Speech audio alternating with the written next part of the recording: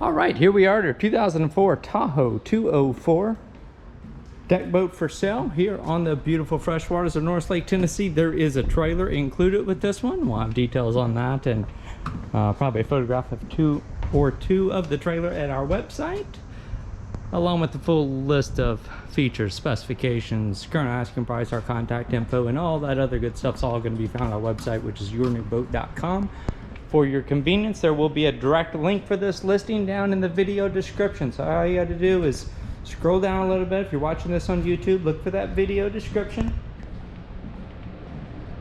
In that video description, there will be a link that you can either click on or copy and paste into a new tab or web browser. That will take you right to the photo slideshow page of this one at our website. And once you make it there, you're going to see the full list of features, specifications, options, all that good stuff over on the left-hand side of that larger photograph. And along with the current asking price and all of our contact information. You'll be able to reach out to us by phone, by text, or by email, whatever's most convenient for you. We do like to remind you, if you send us an email, have not gotten an email reply back in 1 business day, check your spam folder.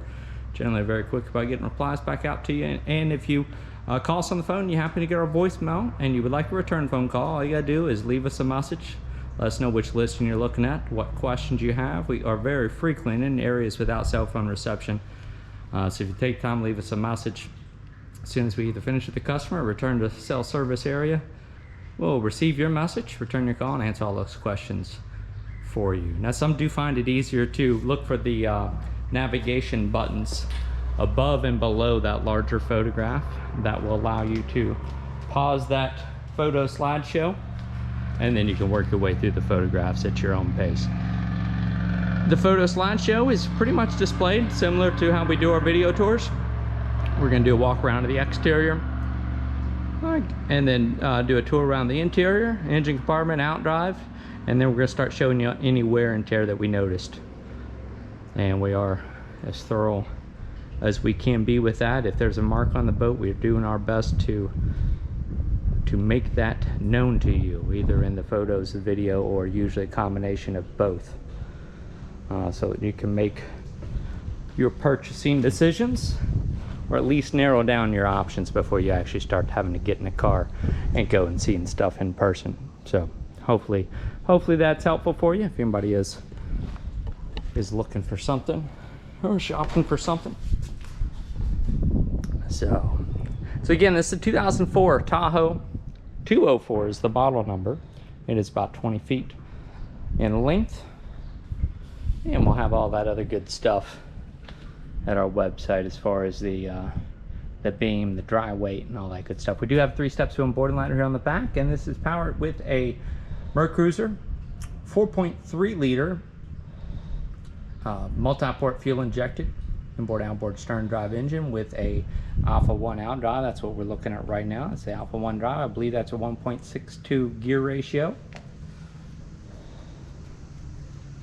And just about 420 engine hours on this V6, this MerCruiser fuel injected V6. More on that here as soon as we raise this engine hatch. We do have a Bimini top. We've got kind of a universal mooring cover. Got a nice little wide walk-through transom area with a small little storage.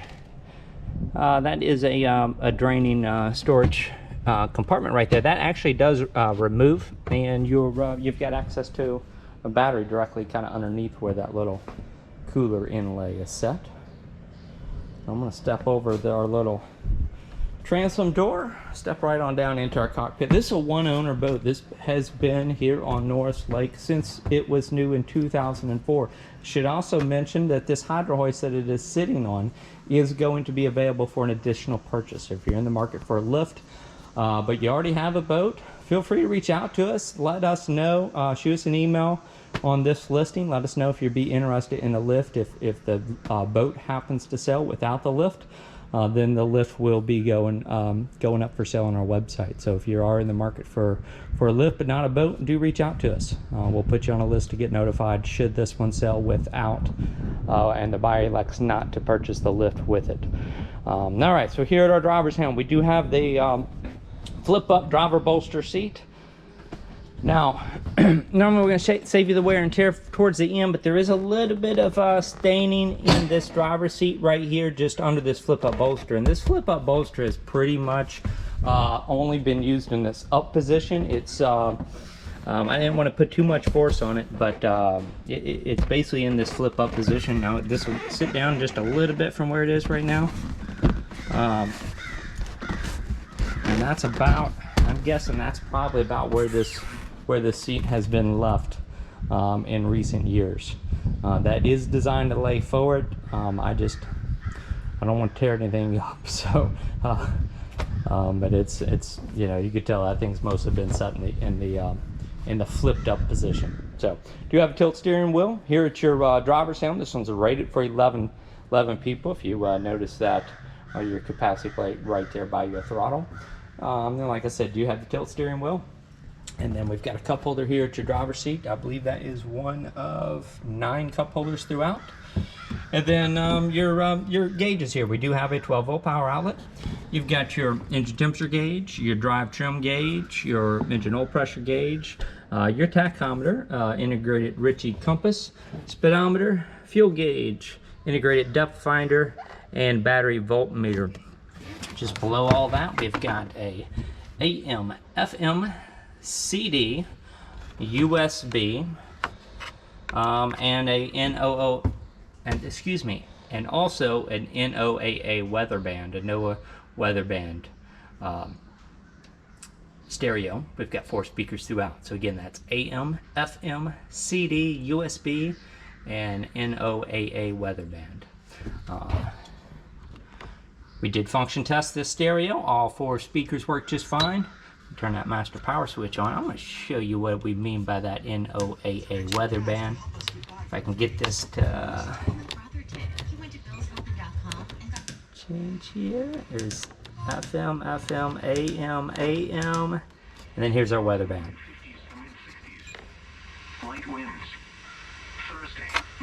So that's what we mean by that. That's a feature that we're seeing more prevalent in our marine stereos. Honestly, that's a nice option to have. At least if you're on Norris, you're not always going to have cell phone reception around the lake. Sometimes it's really helpful. You see a storm brewing, the ability to kind of be able to switch over to that. You know, you might be in an area where you're not getting much of a signal on your phone. There we are. Turn that off. So it's nice to have another source for that, to get updates on something a particular storm system is moving through. So now also you can see mounted here at your driver's helm, we've got an Eagle Fishmark 320. This is going to be a depth slash fish finder sonar. So sonar and is essentially meaning you're sending a signal down to the bottom of the lake to try to find the depth. In doing so, you can also find other obstructions, which occasionally is fish. And now we're not seeing any reading here because the boat is up out of the water.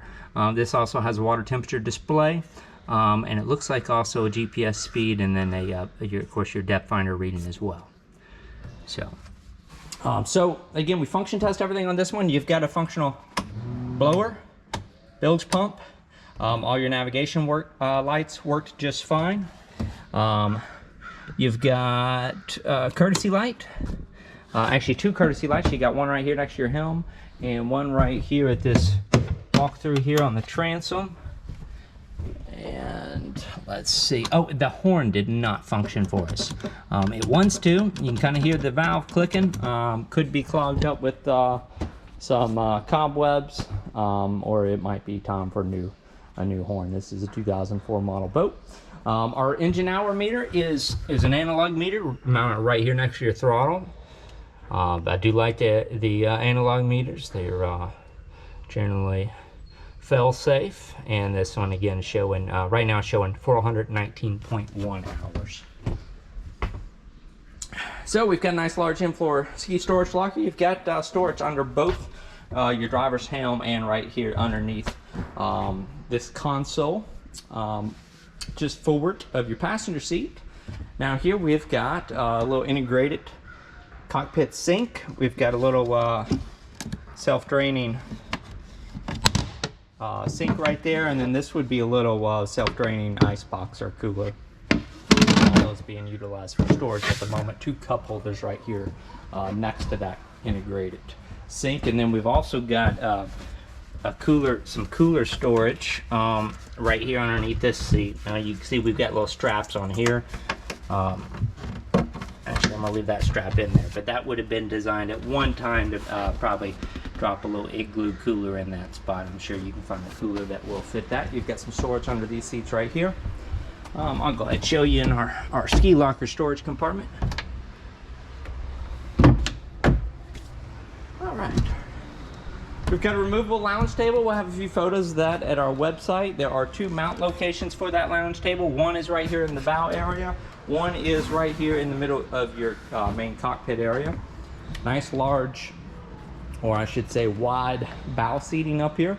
We've almost got the full beam of the boat. This is a very large or very wide bow seating, especially for a 2004 model boat.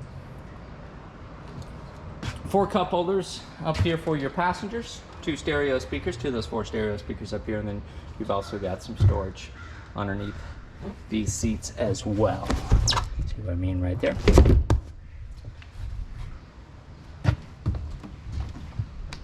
So there's a couple over there. There's 1, there's 2, 3, 4, 5, 6, 7, 8, and your driver cup holder makes 9. Now then, let's raise this engine hatch.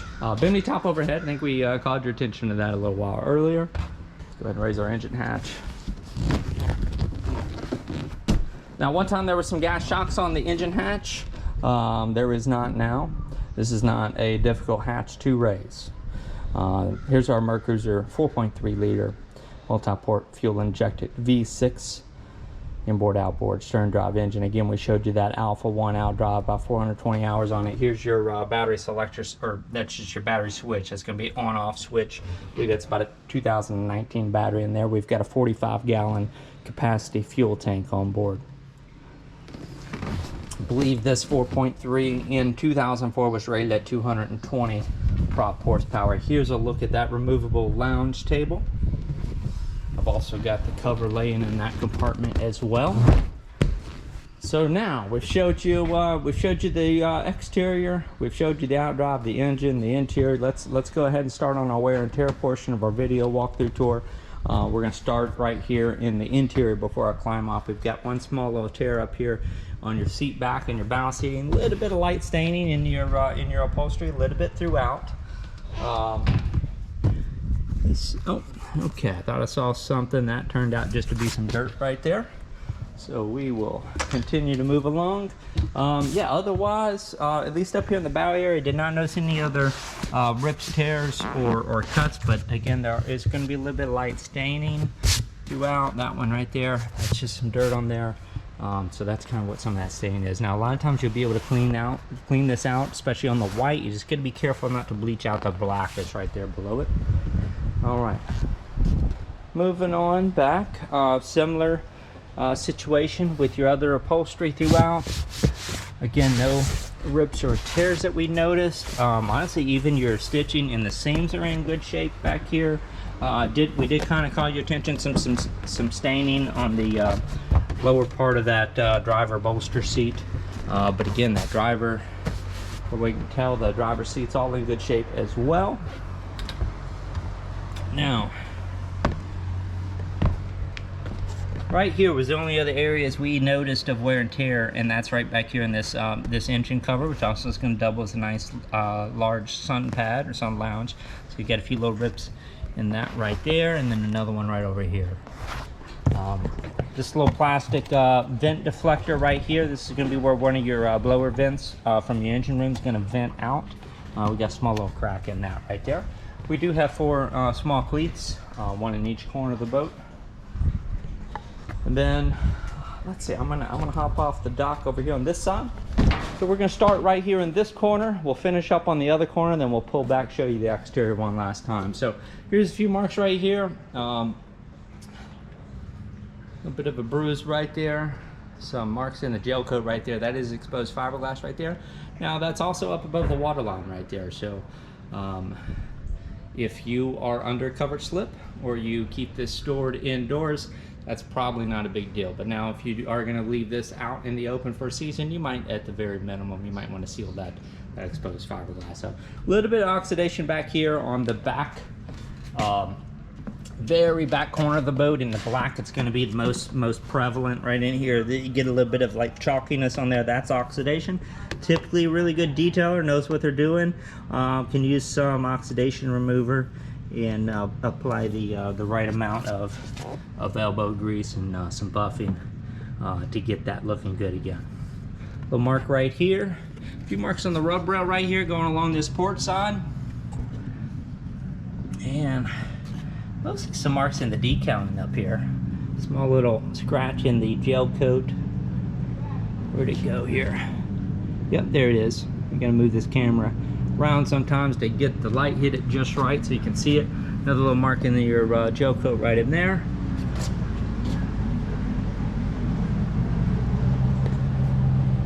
And then up here, this is mostly in your decaling right here. Now, some of these water spots right here is probably gonna come off of this boat with a really good detailing. You can see I'm just applying a little bit of pressure, no product at all. You can kind of see those water spots a little bit disappearing some. But down here in this decaling, you do have kind of some dock rash. For the most part, this looks a whole lot worse than it actually is. I don't think any of that's actually through the gel coat. It's just really marked up that little vinyl decal stripe. That might be a small little scratch in your gel coat right there. And moving on up, a few more marks in your rub rail. That's what it's there for.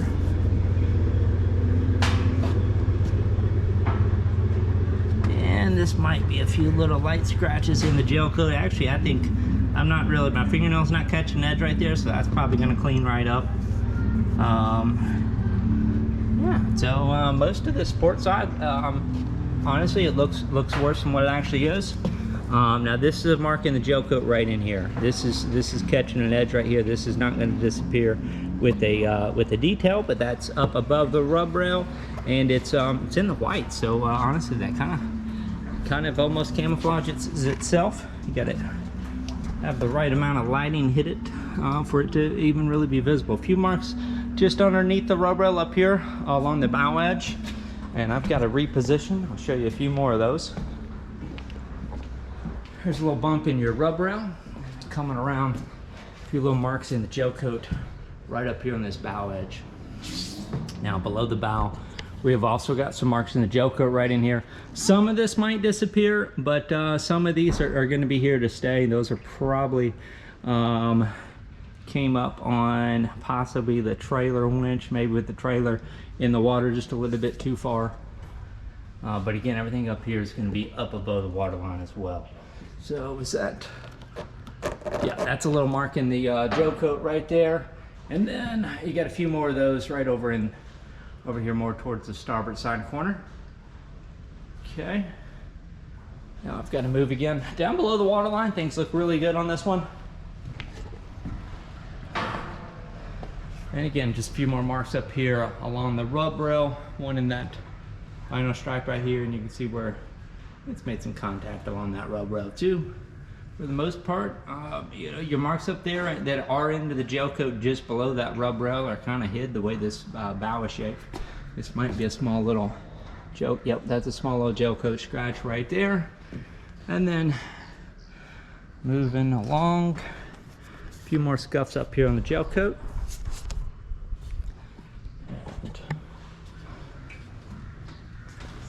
Gotta move around that post right there. Small little surface scratch in the gel coat, down in the white, up here in the black. Decal's in much better shape on this one. Just a few spots over here in the yellow.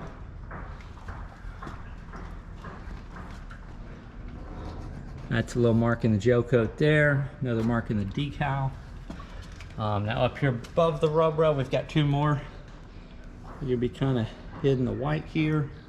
That just looks like it's just a little bit of dirt right there. It's going to rub right off.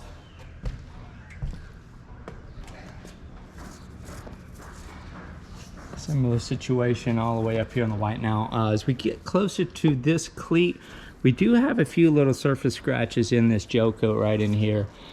This may or not be noticeable. It really depends on how the light's hitting. Now there's a little bit of dirt in here as well. That dirt is going to come off, and honestly, with the wax, some of these little surface scratches are probably going to disappear because none of these are very deep. They're more just surface scratches. And then you got a few more marks in that vinyl decaling coming on back. Now this one here is not going anywhere. That's down in the gel coat a little bit. We'll have a photograph of that one as well. And then these marks right here are also in the gel coat. I will tell you, we've glanced at a few of the photos that we've taken of those marks.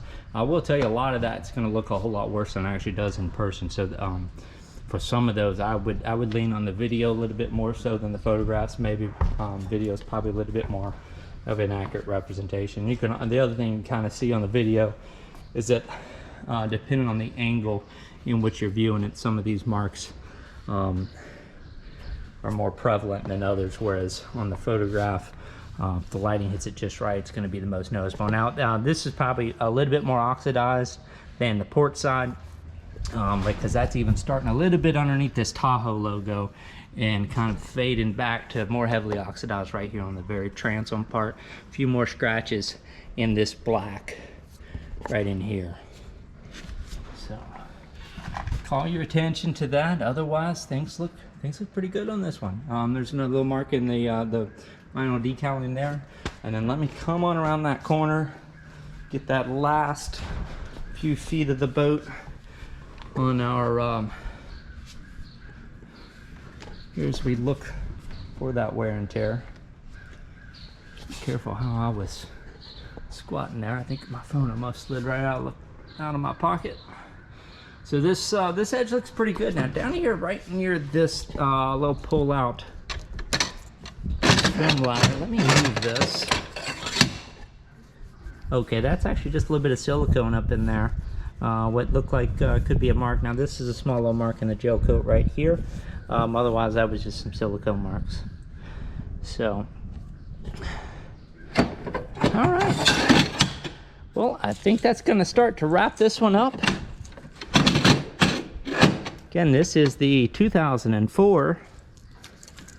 What did I do wrong there? 2004 Tahoe 204.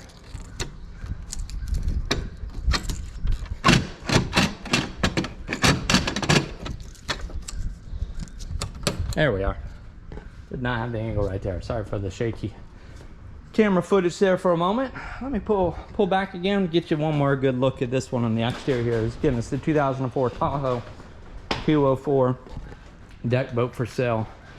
Again, here on the beautiful freshwaters Norris Lake, Tennessee. Again, that Hydro-Hoist lift can be purchased in addition to the boat. It's not going to be included in the price. Included in the asking price is going to be for the boat and the trailer. The lift will be an additional purchase. And again, if you are in the market for a lift, I'm going to guess that's probably about a 4,000 pound lift. So if you are in the market for something like that, feel free to reach out to us. That is a side mount attached Hydro-Hoist. Side mount essentially means that it is attached to the side of your dock. If you do not have a finger, or at least a structure, notice this one now, you do not have a finger on this near side of this boat where it's at right now, but you do have that framing from the slips. So that framing allows that side mount lift to be attached. If you do not have any kind of a framing or a catwalk on both sides of your slip, chances are you're going to need a front mount boat lift. But if you're in the market for a side mount attached one, feel free to reach out to us, because like I said, if the buyer of this one elects not to also purchase the lift, then the lift will be going up for sale. All right, so again, reach out to us through the website. Here as this video concludes, you're going to see two things pop up in either corner of the video tour. Top left-hand corner is going to be a shortcut to our current listings playlist at our YouTube channel. And then the top right-hand corner is going to be a shortcut to subscribe to our YouTube channel if you have not already. We do welcome you to join our subscribers, and that's a great way to get notified anytime a new listing comes available. You'll get notified by either Google or YouTube if you have subscribed to our channel. So we love having you as a subscriber, whether you're in the market for a boat or just enjoy watching the videos and killing time. Either way, we're happy to have you. So thank you again for joining us. Again, this is the 2004 Tahoe 204 deck boat for sale here on the beautiful freshwaters of Norris Lake, Tennessee, and I thank you again for joining us.